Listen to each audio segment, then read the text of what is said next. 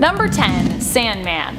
Sandman has always had a kind of tragic story. He was a criminal who was in the wrong place at the wrong time, and due to radioactive exposure was granted his sand shape-shifting abilities. He hasn't always been a villain, and sometimes strives to become a sort of hero, though he usually ends up becoming a criminal once more in the end, tragically. He even has been known to be a sometimes friend of the Fantastic Four's Ben Grimm, aka The Thing, and Spider-Man. One dark story involving Sandman took place during one of the many times he fought Spider-Man. Spider-Man usually had creative and sometimes twisted methods when it came to how he chose to defeat Sandman. He vacuumed Sandman up at one point, tossed him into a wind turbine, and he's even set him on fire. But Spider-Man also at one point exposed Sandman to an experimental chemical substance, which caused Sandman to become insane and also caused him to become severely dirty, as dust and garbage and debris became attracted to him and entangled within him. The worst part of this was when Sandman pleaded with Spider-Man to fix him,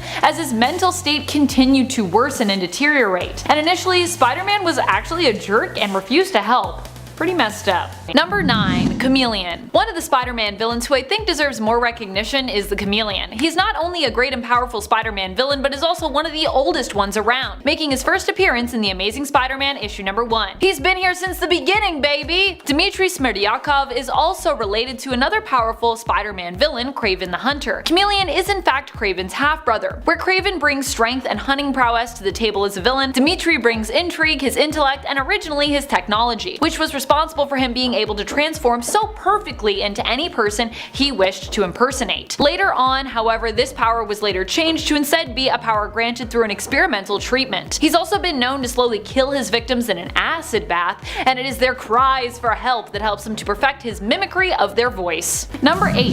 Hammerhead. Hammerhead has a pretty dark origin story in comparison to some other villains. He and his family had left the Soviet Union when he was young, and he grew up claiming to be Italian instead of Russian, even preferring to speak Italian in his family's home. However, this would anger his father and would prompt him to beat his son with a hammer, scarring up the young boy's head. That's pretty messed up. In the end, Hammerhead managed to work his way into the Italian mob and would also end up beating Spider-Man in a fight. He was given both cybernetic enhancements, including a partial adamantium skeleton, and had his strength level increased by Mr. Negative. He also has been known to work with Black Cat when she is walking on the more villainous, criminal, and organized crime side of things. Hammerhead would also get revenge on his father, killing him with a large hammer. His origin could have possibly served to inspire the Daredevil Netflix series Origins for Wilson Fisk, who also killed his father with the hammer.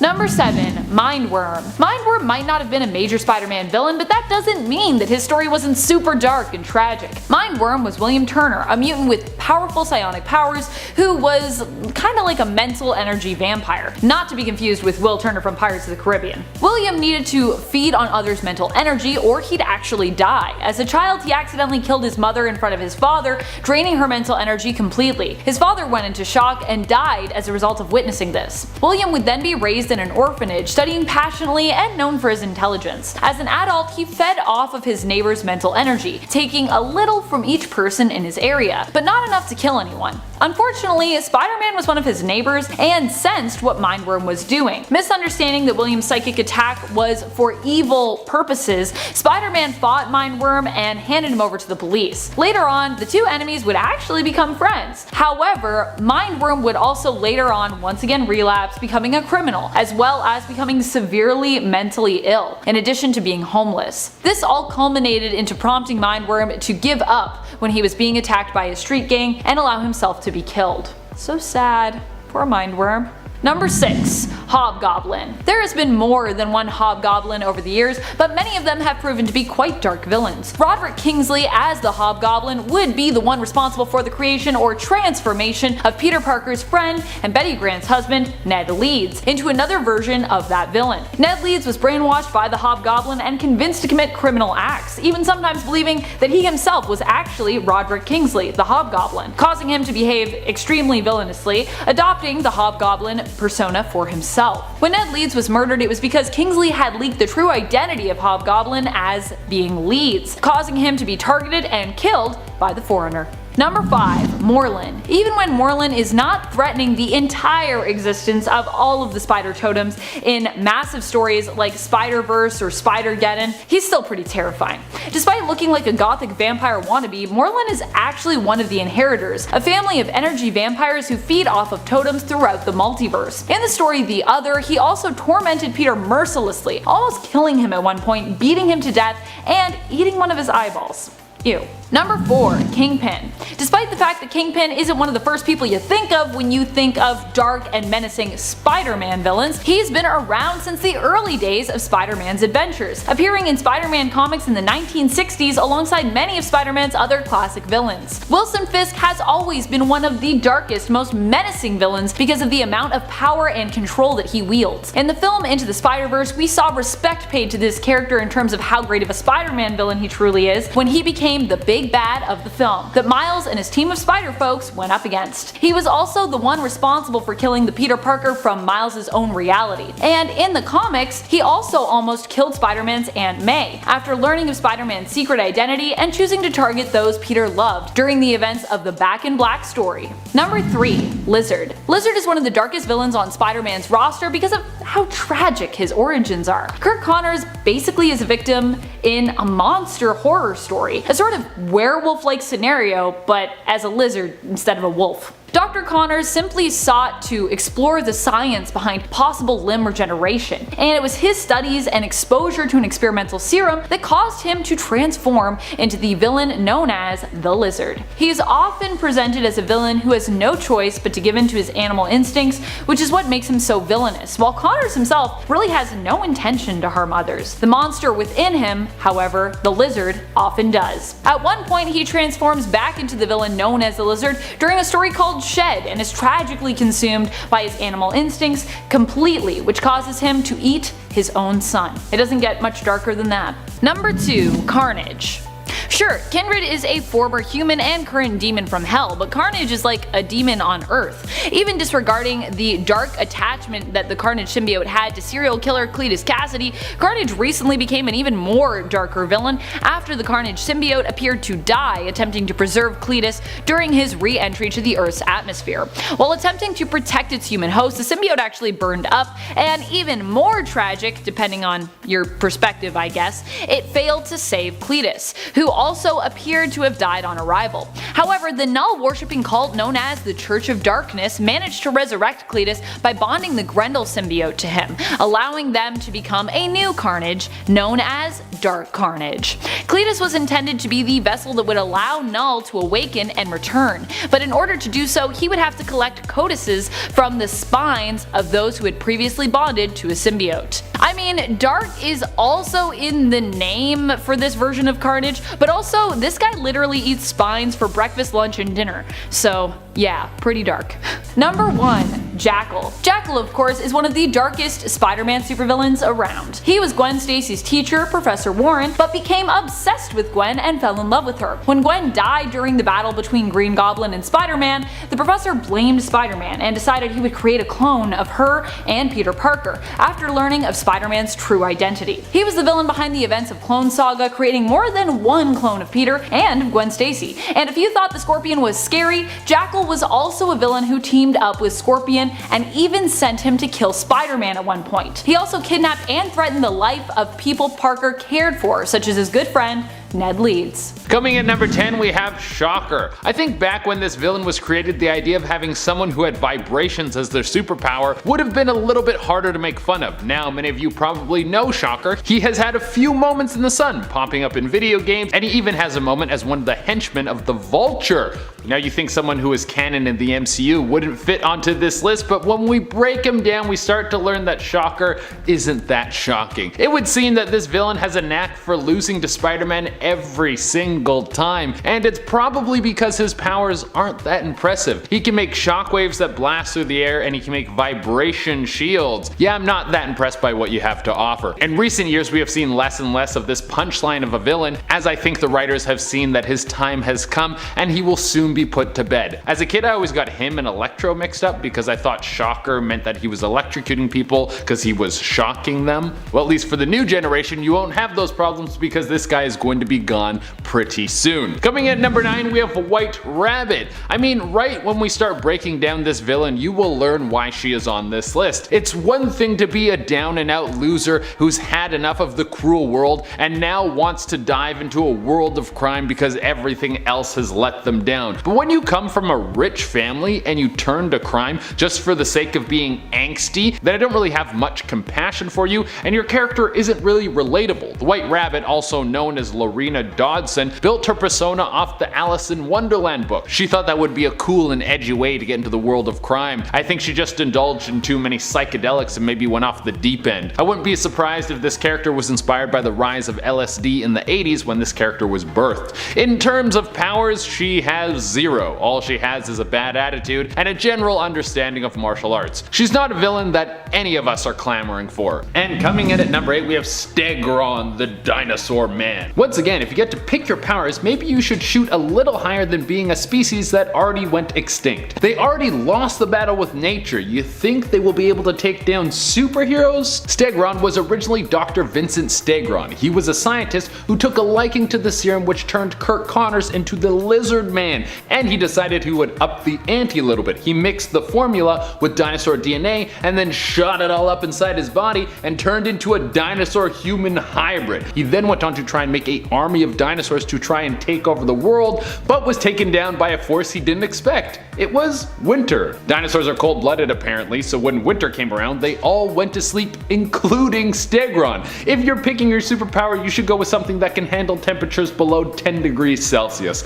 Unless you're in Florida or something. If you're down there, you can build the biggest dinosaur army you want, and the state would probably be fine with it. Coming in at number 7, we have Gibbon. We got back-to-back orphanage stories for you. In fact, this one sounds like a cross between Mindworm and Robin. Gibbon is basically the missing link. He has all the abilities of a chimp that are amplified way up. He's got super strength, speed, awareness, reflexes. This guy is off the charts when you're talking about his Madden stats. But because of his monkey-like ways, the kids didn't really like him in the orphanage, and he was never adopted. Now this ended with him growing up and leaving like a regular dude, but now he was just a freak with no money, so he decided he could use his mutations to make some cash. And what's the best way for an oddity to make a quick buck? Well, the circus, of course. There you would think he would be among his people, but he was rejected once again, and now he turned to a life of villainy. When we first see Gibbon, he's just a dude that has some monkey skills, but in later renditions of his character, he looks like a full-on ape man. And even though he has the abilities to take down Spidey, the clashes between the two always end up with Gibbon on his butt. Coming in at number 6, we have the Answer. Now this guy is actually pretty cool. He's just used in a very lame way, and his name sucks. The Answer was already a skilled assassin. He was working for the mob boss of all mob bosses, Wilson Fisk. Anyone Fisk wanted taken down, he was all over it. And part of why he was so good at his job was because the Answer, at this time he was known as Aaron Nichols, is extremely intelligent. He showcases genius level problem solving skills, and he can come up with the answer to any problem. And this is all before he ever gets any sort of superpowers. There was a time in comics when the Kingpin was just handing out superpowers, but you don't give the first powers to someone you can't trust, so he of course gave his first dose of super juice to his buddy Aaron. But at first glance, nothing happened, which is probably a relief and a bummer, because if you take some sort of experimental drug to give yourself powers, you want to get the superpowers, but you also don't want to come out a freak. But later, the Answer learns that he has one of the most powerful superpowers I have ever heard of. No matter what the situation,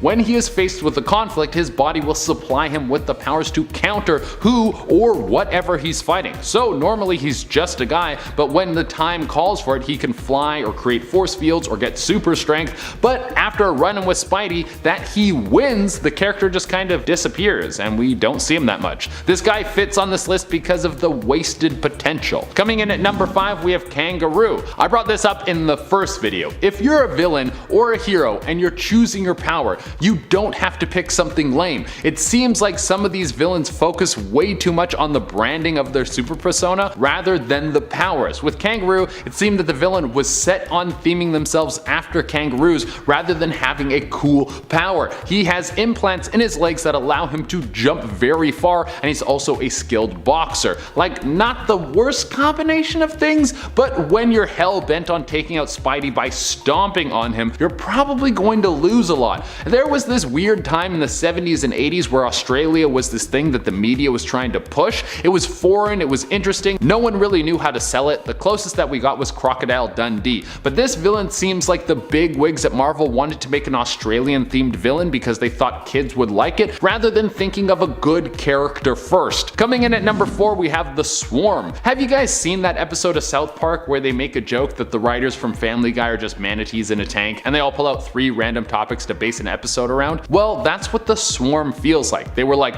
German scientists, killer bees, purple cape. This dude is lame, not only because he's a swarm of bees that is being controlled by a dead scientist's consciousness, but also because this dude gets beat by bug repellent. When him and Spidey face off, Spidey's able to beat him by spraying down his suit in bug spray, and then the Swarm literally can't get close enough to fight and has to run away. If your weakness can be purchased at Home Depot, then you're a pretty lame villain if you ask me. Coming in at number 3, we have Grizzly. I like how in the Marvel universe, if you're a bear enthusiast, you'll eventually get superpowers and become one of the lamest villains that Peter Parker has to fight on a semi-regular basis. But if you're a bear enthusiast in real life, you just get eaten by bears. 2 very different outcomes. Well, Maxwell Markham was just that, a dude who loves bears, and get this, he was also a wrestler who hurt his fellow wrestlers too much, so he got kicked out of the league. We got a dude who loves bears, he used to be a wrestler. What's the third thing that's going to set this guy into the manatee formula?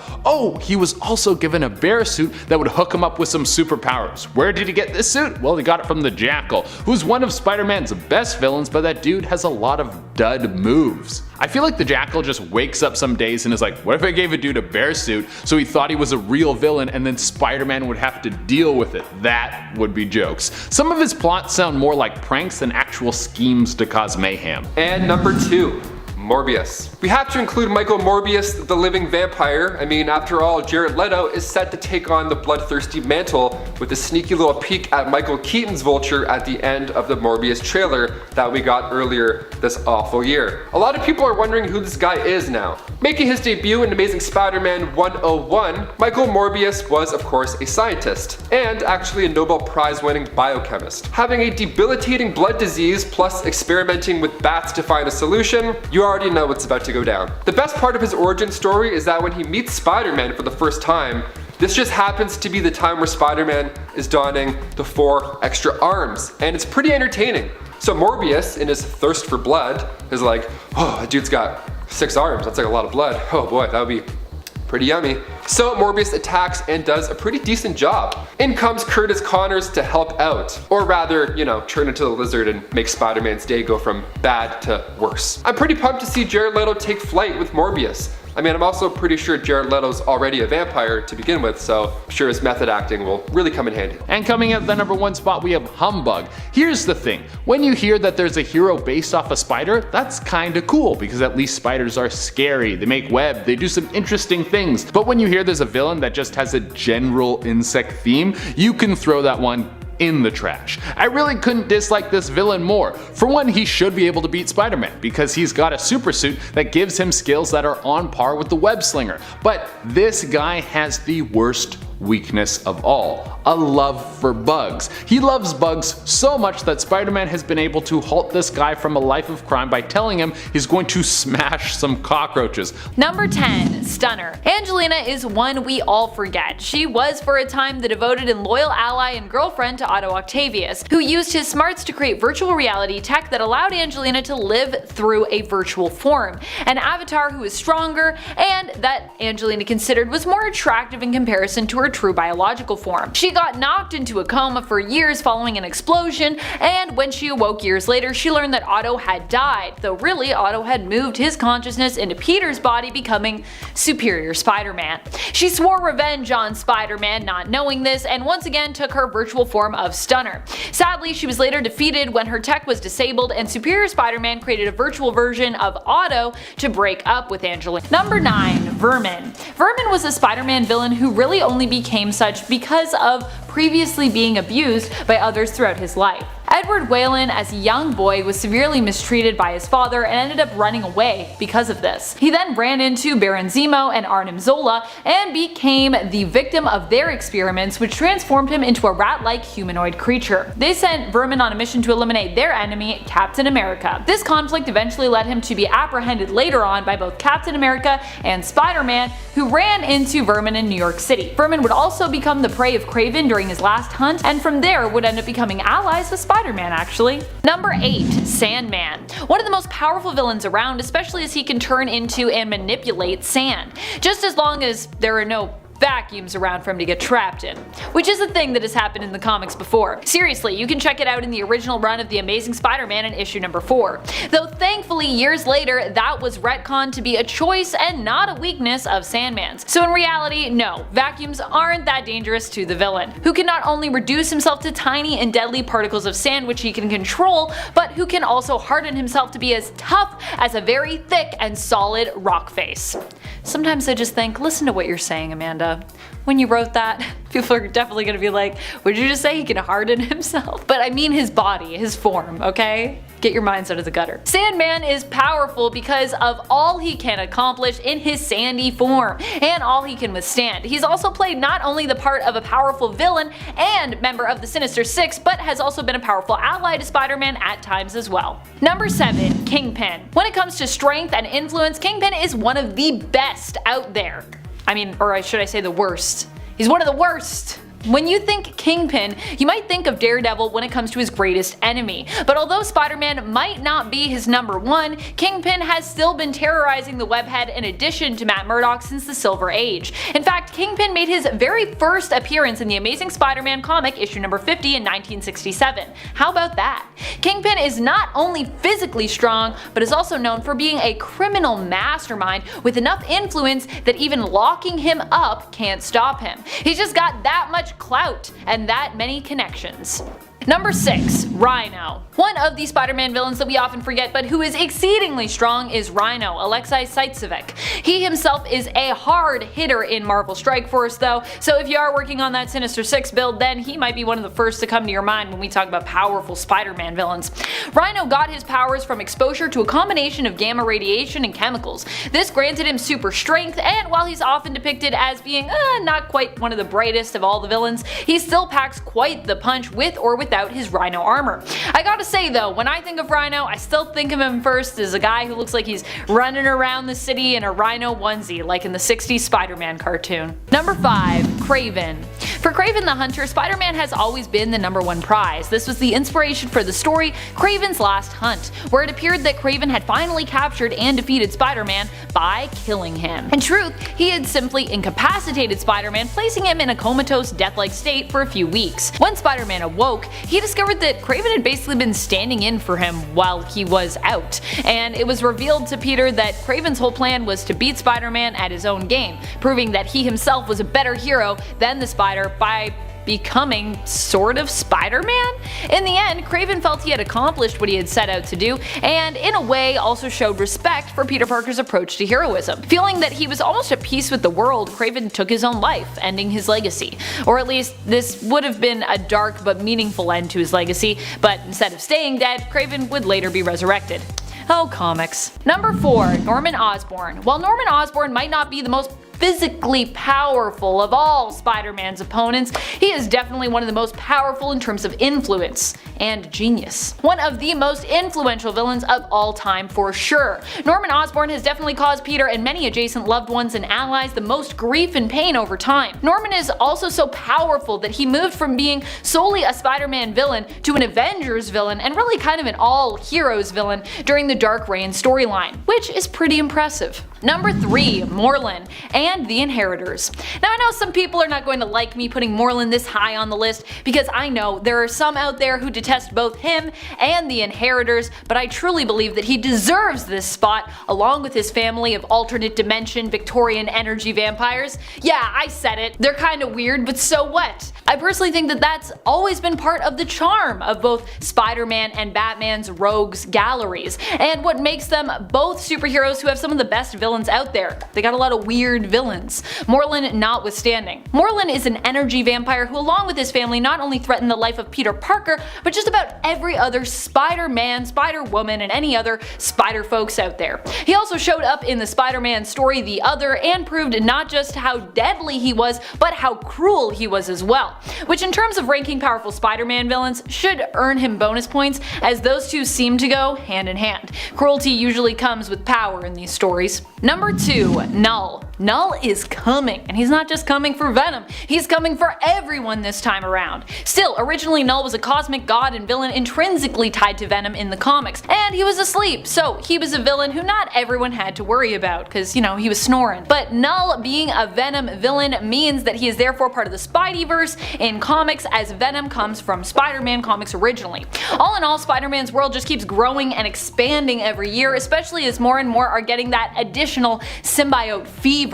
Null is known as the first god of the Abyss, the god of darkness and symbiotes. He is the creator of symbiotes, and we've watched here and there as now that he is awake, he's racing across the galaxy, raising planets and bringing darkness wherever he goes. He's heading for Earth, and he's likely going to end up being one of the greatest threats Spider-Man, Venom, and all of our Marvel heroes have ever faced. Number 1. Mephisto. Mephisto is one of the most epic Spider-Man villains and is definitely one of the most powerful ones around. Mephisto is a universal constant and has the power to do things like alter history. He saved Miles' friends in exchange for one life that Miles had previously saved. He saved Aunt May in exchange for erasing Peter's marriage from existence. He basically is this all-powerful being that, for almost no conceivable reason, is just super obsessed with spider folks. I swear, I think he just actually wants to be their best friends, but he just doesn't know how because he's like super awkward, so instead he bullies and torments these heroes.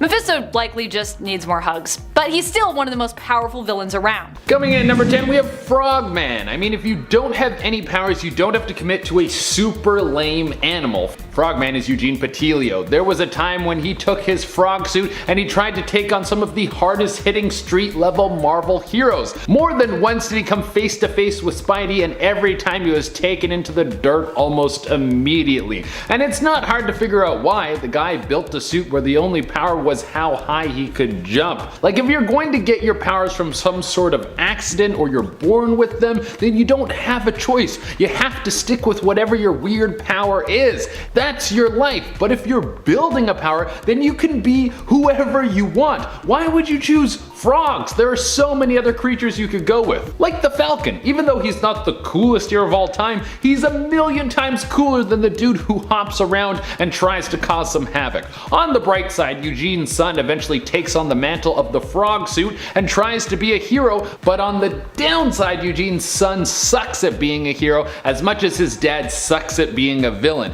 So in the end, the family was doomed to be on the sidelines. I would like to see one of those what if comics where Frogman becomes the greatest hero of all time.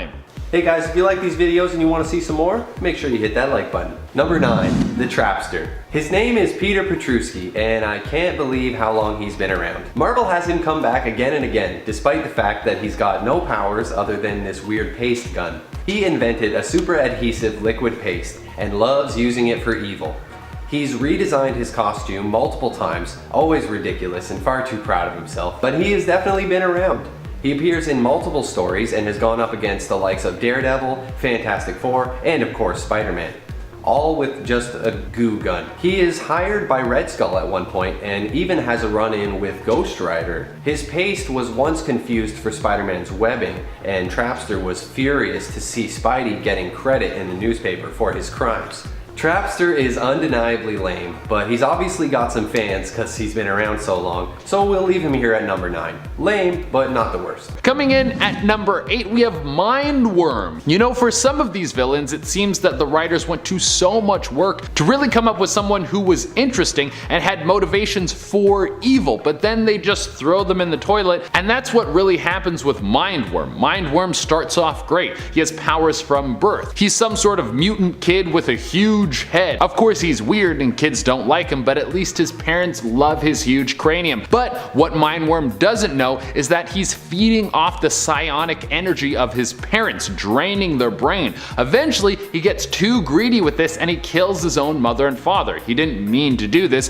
he was just a young mutant kid who didn't know any better, and now he was an orphan. From there he was bullied in the orphanage and he learns how to use his powers. Eventually he grows up and is living in a New York apartment where he's feeding off all the people in the building and getting pretty strong off this. But Spider-Man moves in and he senses that someone's trying to suck out his brain energy. The two have a clash and Mindworm is killed by some gang members. Like, all of that work into building up who this guy is and he was gone just like that. What a waste. Number 7.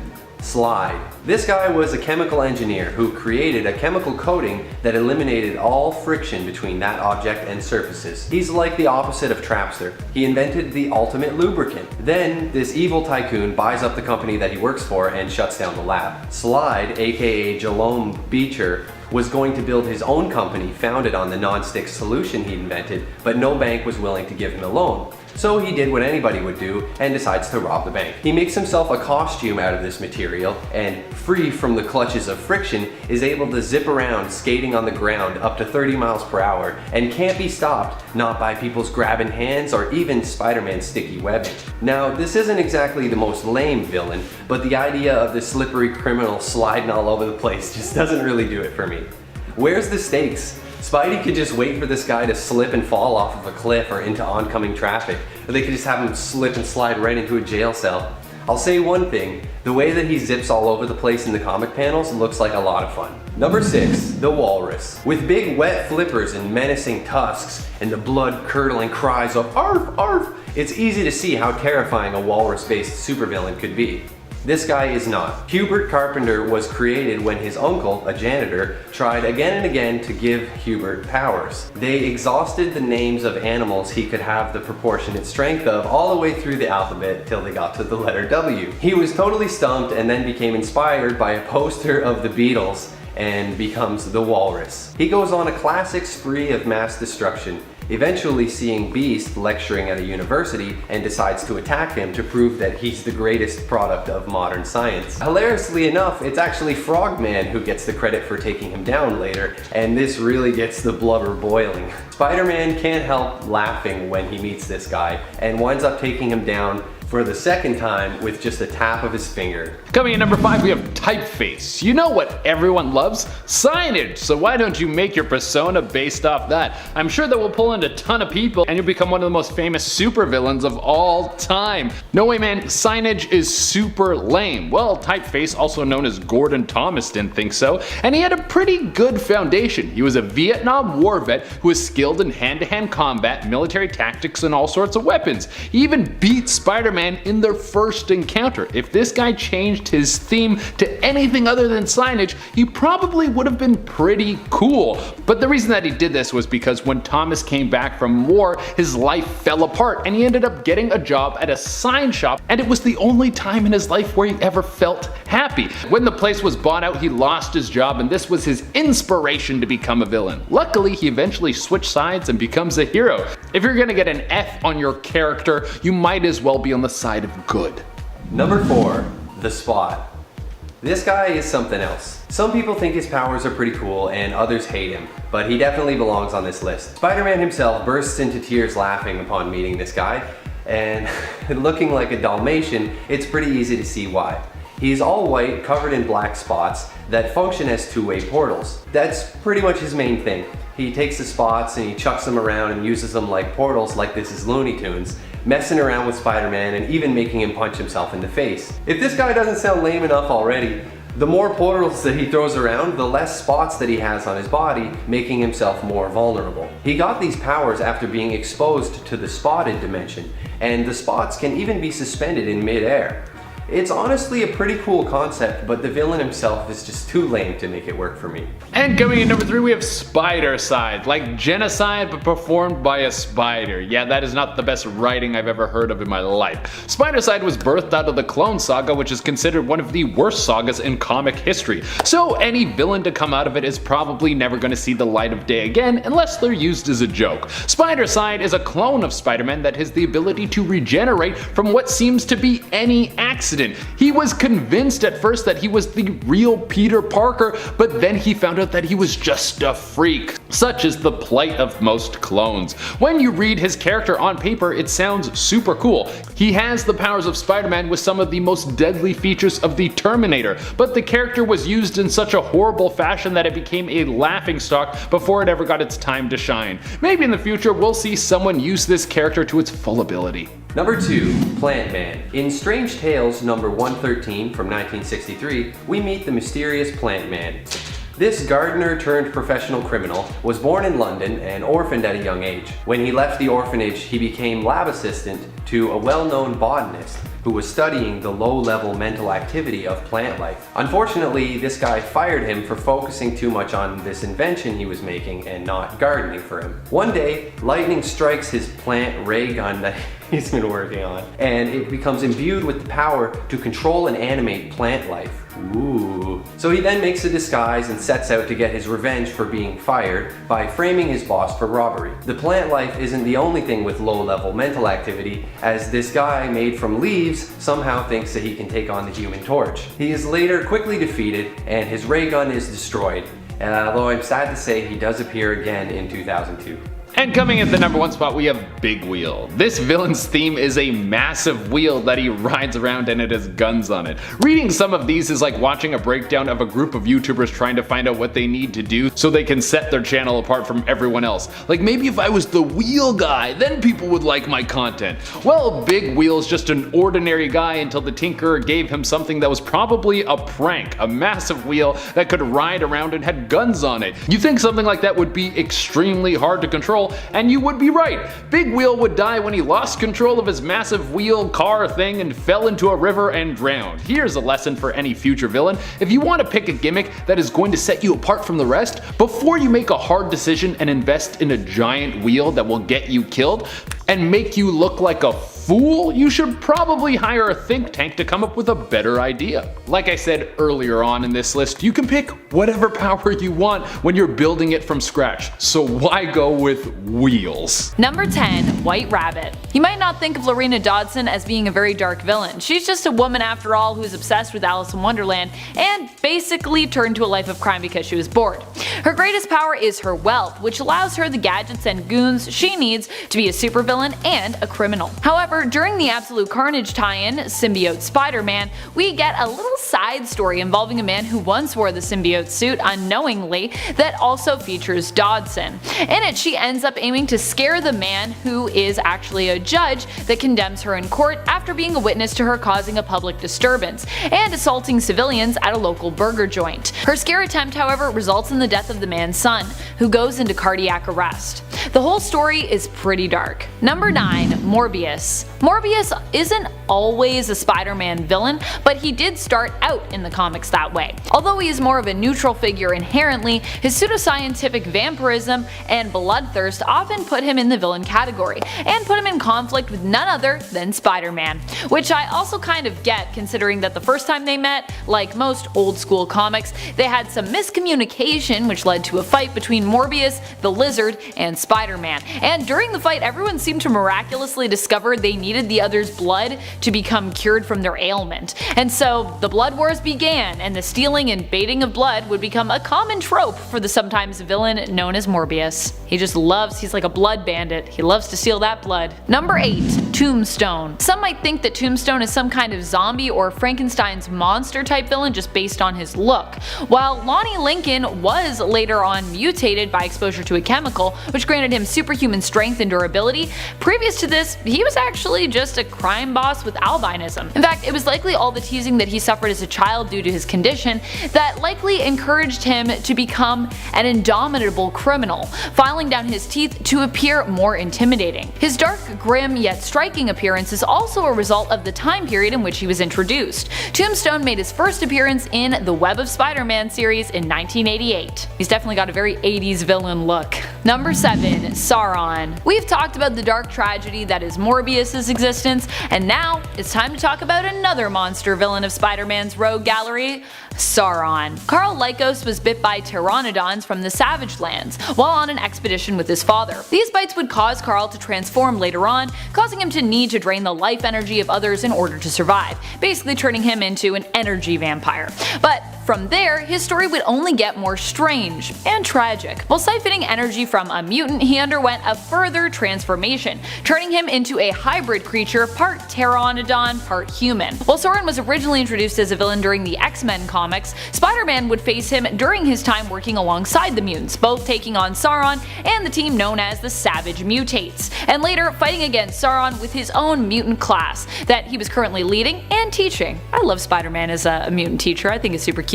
Number 6. Kane. Kane Parker was the broken clone that Jackal brought into the world first. His first discarded attempt at cloning Peter Parker. He's also the epitome of 90s edge and darkness with his originally dark billowing locks and tattered cape. Although not specifically a Spider-Man villain anymore, when Kane was originally introduced he was very much a misguided rogue. Kane is also known for his fragile psyche and unique ability known as the Mark of Cain. Many originally thought that this ability was Kane emitting acid from his hands to burn his victims, but in reality he actually has a bunch of tiny hooks on his hands that allow him to climb, like many spider folk and actual spiders.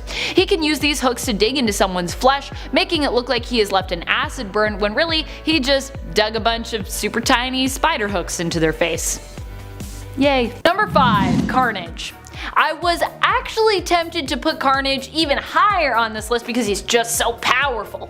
Cletus Cassidy might be dead inside, literally. Cletus Cassidy might be dead inside, but he still managed to live on throughout the absolute Carnage story arc and become reinvented as an even more terrifying villain once bonded to the Grendel symbiote, becoming not just Carnage, but Dark Carnage. And yeah, he was ultimately defeated, but hey, what a ride it was. Carnage not only terrorized Venom, aka Eddie Brock, and his son Dylan, but he also managed to kick the butt of both Spider-Men, both Peter Parker and Miles Morales. Let's also not forget that when Carnage first appeared, raining down destruction and chaos in the comics, Spider-Man also needed to team up with Venom to even stand a chance against the villain. Number 4. Norman Osborn. Green Goblin, as he was originally known, has had a lot of different villain identities. Norman Osborn is often a criminal mastermind, and was the criminal mastermind behind the events of Dark Reign, when he was known as the leader of the Dark Avengers, Iron Patriot. He has also stepped in as a sort of alternate Carnage, believing he himself was in fact Cletus Cassidy, and has been known as the combination villain of Red Goblin as well, probably one of the most terrifying iterations we have seen of him yet as a villain.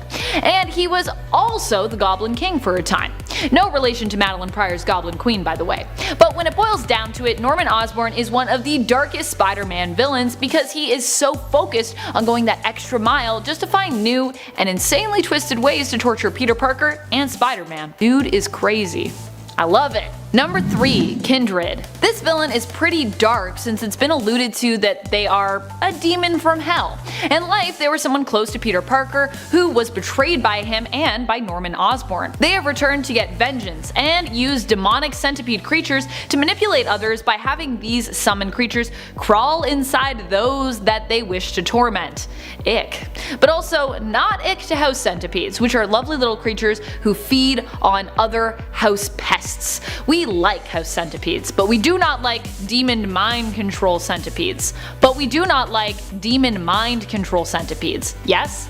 Except MJ maybe is a fan, as she was actually pretty nice to Kindred centipedes prior to us really knowing that they were definitely a villain out to get revenge on Peter Parker, of course. Number 2. Scorpion. Originally, Matt Gargan was just a private investigator hired by Jameson to uncover the secret of how exactly Peter Parker was able to get the best pictures of Spider-Man. He was later coerced into participating in an experiment wherein he was combined with the traits of a scorpion. This gave Gargan superpowers but also drove him insane, transforming him into a criminal and a villain. During Dark Dark Reign, Matt Gargan would become Norman Osborn's Spider-Man on his Dark Avengers team, bonding with the Venom symbiote, and becoming one of the most vicious iterations of Venom to date when bonded with it. In fact, anytime Scorpion and the Venom symbiote have merged in the comics, they become a deadly villain, often going on a murderous rampage, shamelessly consuming their victims, and becoming an almost uncontrollable level of deadly. If you thought Eddie Brock's Venom was scary, no. Scorpion as Venom is scary. Number 1. Mephisto.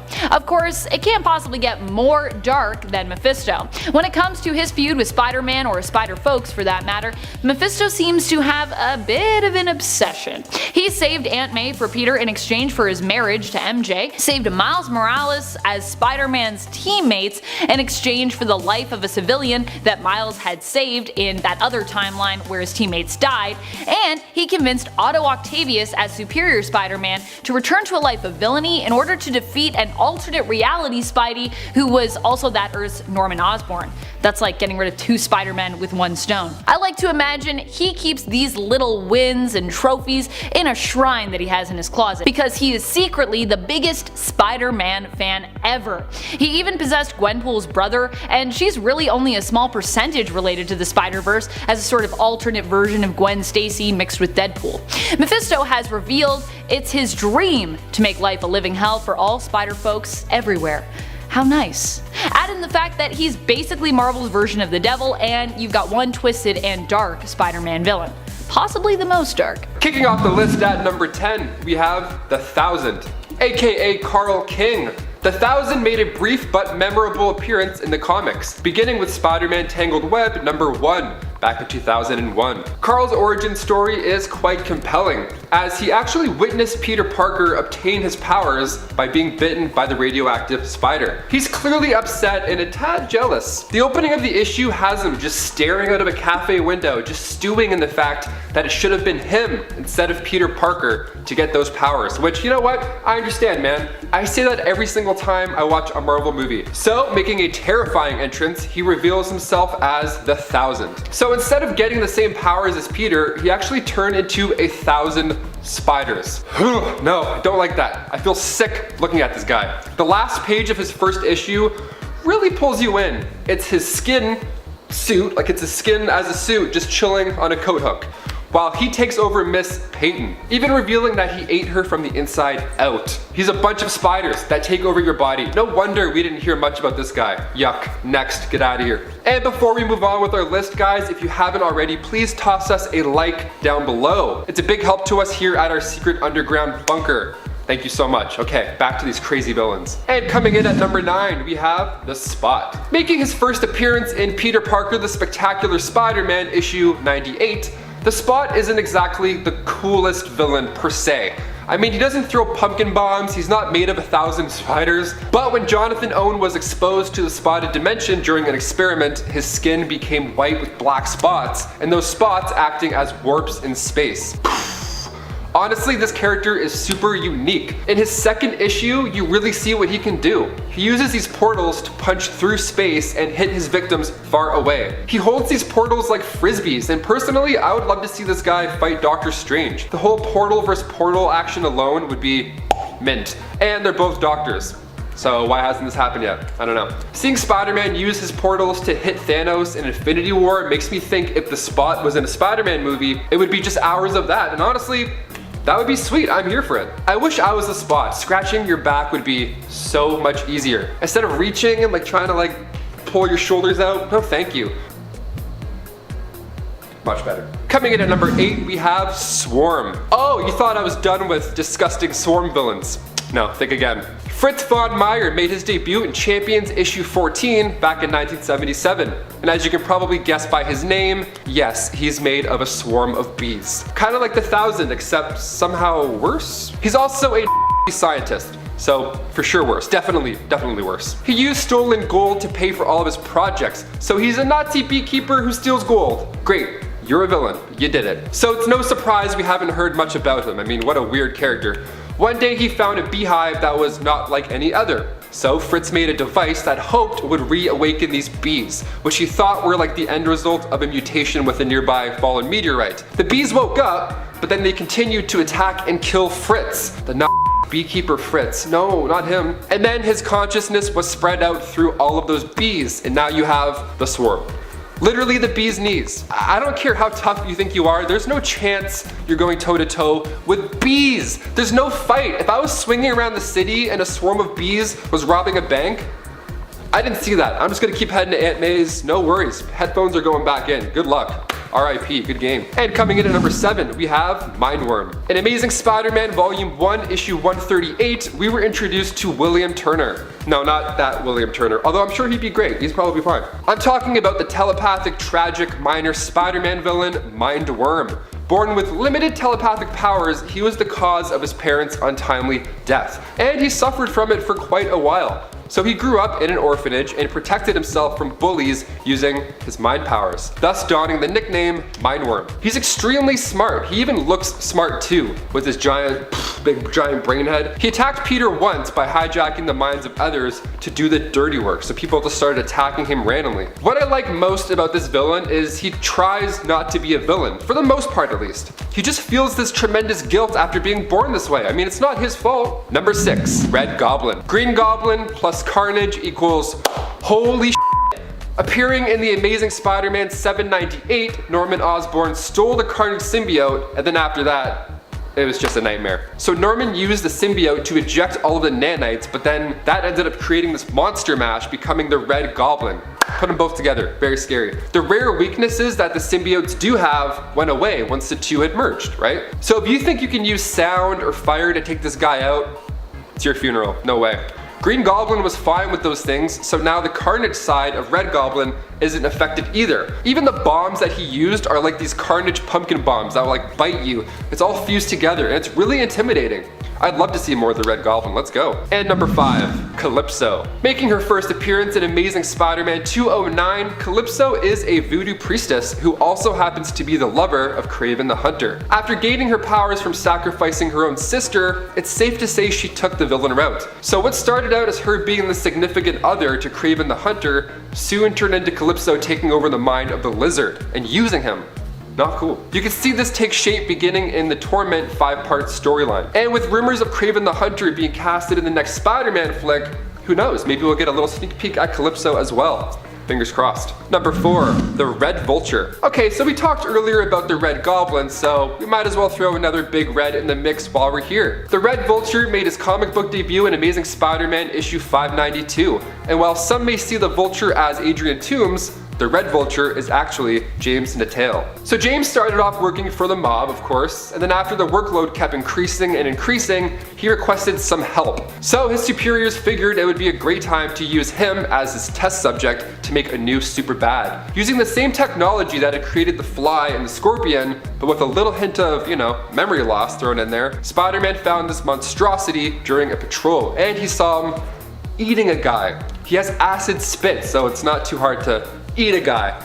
Even Peter gets some acid in his eyes. I mean, where's an emergency eye wash station when you need it? And coming in at number 3, Carry-On. AKA Miles Warren made his comic book debut back in Peter Parker's Spectacular Spider-Man issue 25. His powers are pretty amazing. I mean, I would love to see more of this guy. Everything he touches turns to dust. It turns to dust, red dust. It's very bad. He's creepy looking. I mean, he also carries this little pouch side carry bag, so he looks creepy, but he also looks like he's running errands. So, I don't know. He's taking lives, but he's also late for work. He's a weird looking guy. The initial Carry-On was actually a clone of the Jackal, but the virus had made it outlive that body. So now we're left with this. Super strength, telepathy, levitation, super speed. It's pretty hard to avoid the touch of Carry-On, especially when he's motoring. This villain didn't last too long back in the late 70s, but he's interesting enough to check out. So go do that. Coming in at number 2, we have Hypno Hustler. Next, we have a villain that not only has a lame weakness, but their powers were used to such a small scale that doesn't really make any sense why this character was ever made. Hypno Hustler is Anthony Delsoen.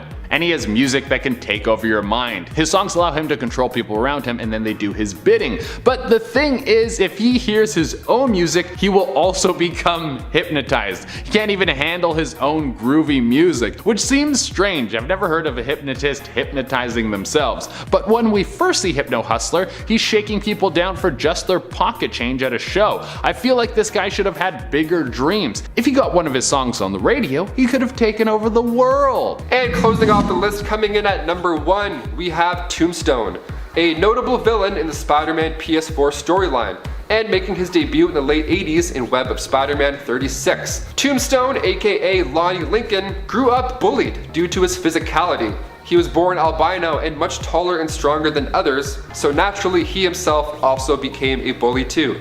See how it works? Don't bully people. There's an idea. Down the road, he embraced it and became one of the biggest, baddest hitmen out there, taking out the trash for Kingpin himself. Weighing in at almost 500 pounds and towering at the height of 6'7", Lonnie is strong enough to lift 6 tons. So if you're a fan of the Spider-Man game, you'll agree he's one of the hardest villains in that entire storyline, and for good reason. You got some stones, Rick.